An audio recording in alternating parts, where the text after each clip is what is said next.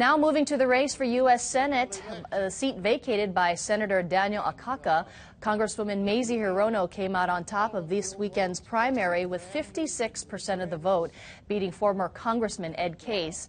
Congresswoman Hirono will now face Republican nominee and former Governor Linda Lingle in the general election.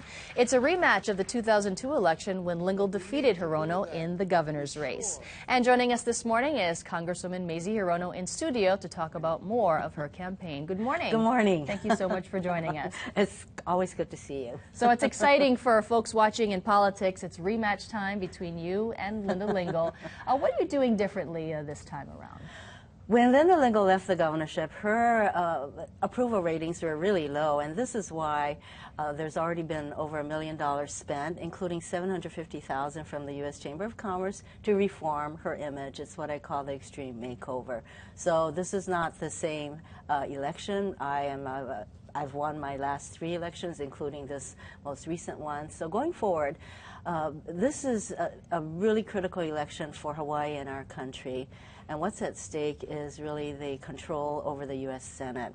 This is why the Republicans consider Linda Lingle their #1 draft pick to help them gain control of the U.S. Senate, for which they only need 4 more votes. They're counting on Linda to be one of those 4.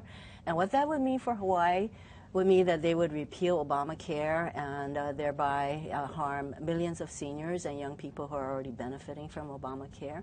They will make sure that the richest 2% of the people in our country continue to get their tax breaks on the backs of middle-class families. So that's what a Republican-controlled Senate will be. That is what a Linda Lingle win in Hawaii will mean to the Republican Party. And I know that you, too, will be debating the issues. Yes. Linda Lingle says that she will appear at 18 debates and forums with you. How many have you committed to at this point? Well, I said on election night that I called upon her to a debate in a statewide way. And you know what? People in Hawaii are working hard. A lot of them have more than one job.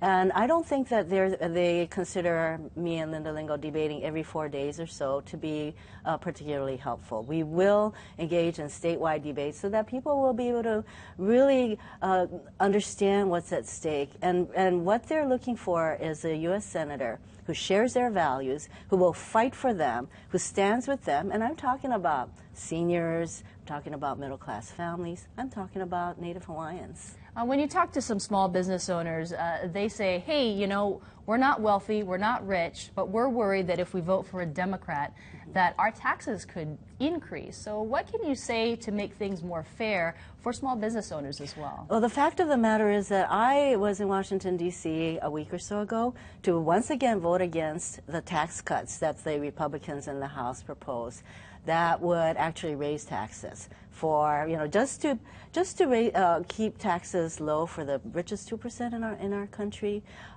They would raise taxes for 25 million people, including small businesses. So instead, I voted for President Obama's tax plan that would keep taxes from rising for 98% of the people in our country, 97% of small businesses. Linda Lingle says that she will actually vote for Ben Cayetano in the race for mayor because she's worried about this particular rail project costing too much in the environmental concerns. Who are you planning to vote for in the mayor's race? I consider Ben and Kirk both good friends, so I am going to keep my vote to myself, but what's important is how critical this U.S. Senate election is for the people of Hawaii.